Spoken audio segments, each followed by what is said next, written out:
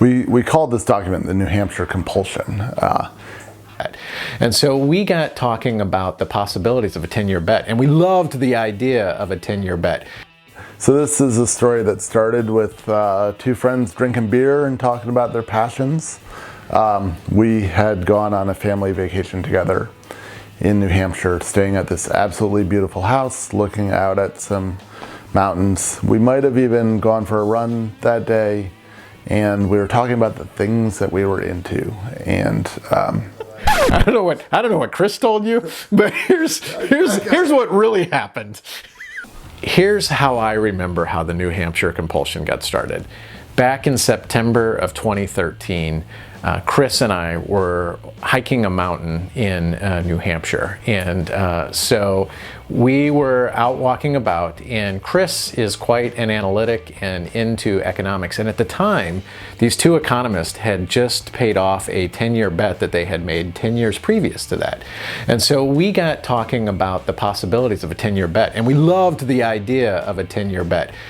This was a big ambitious thing, so I wanted to call it the compulsion, to say that we were doomed. We were locked like a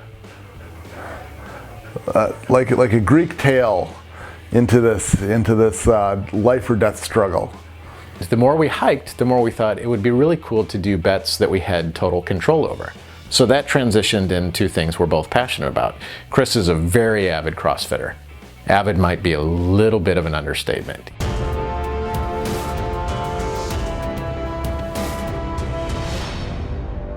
I do CrossFit, and once a year in CrossFit, there's an open competition.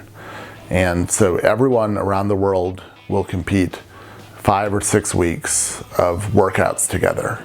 And you're able to compare yourself to all these people worldwide. And Chris, being a CrossFitter, thought, well, what if he competed in the annual CrossFit Games and was in the top 10%? I have an idiot friend who signed up to do 50 marathons, and all I have to do is this little piece of work.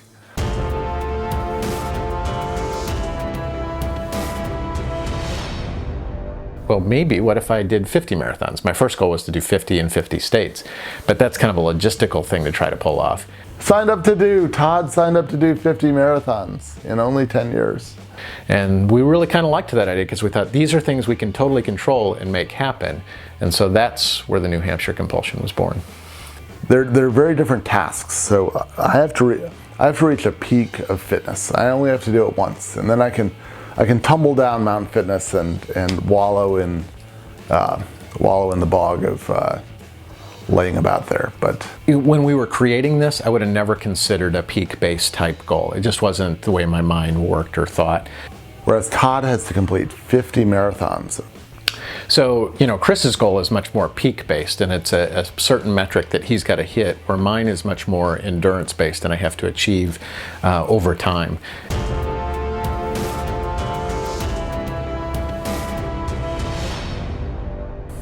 I think the thing that we both have to deal with is the scepter of injury. About 18 months ago, 2 years ago, I had a little bit of an issue where I was having some knee troubles, and I just got out of sync. I wasn't running as often as I did, and I went 6 months without doing any marathon or any ultra, and that really put me behind schedule. This past summer, Chris came to stay with us for a little bit, and being into data analytics, he helped me create a fairly cool infographic, probably not the right word, but data visualization on where I was tracking. And I saw how behind I was, and man, that kicked me in the booty that I had to get out and start running. And I've been on a holy terror, and I'm caught back up at this point.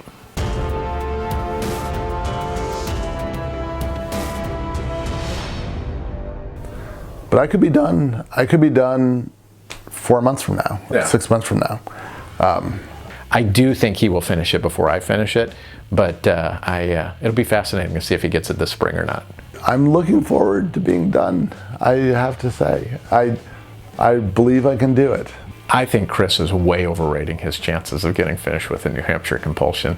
One time, I just got to do it one time. For me, this is the tortoise and the hare kind of bet. I have to at one point in time be able to achieve this peak. And for Todd, it's a marathon that he's set for himself.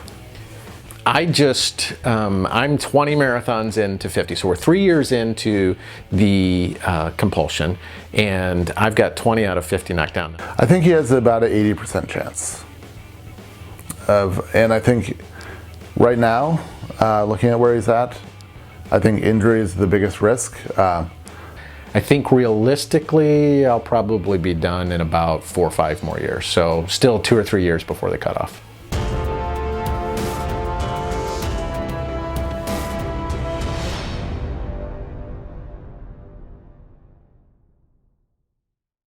So, running, is it too much of a niche to be focused in on that? And should I consider other physical areas? And so like CrossFit. So Chris would definitely suggest that I get into CrossFit. I'm just going to be real honest. Those CrossFit people are crazy.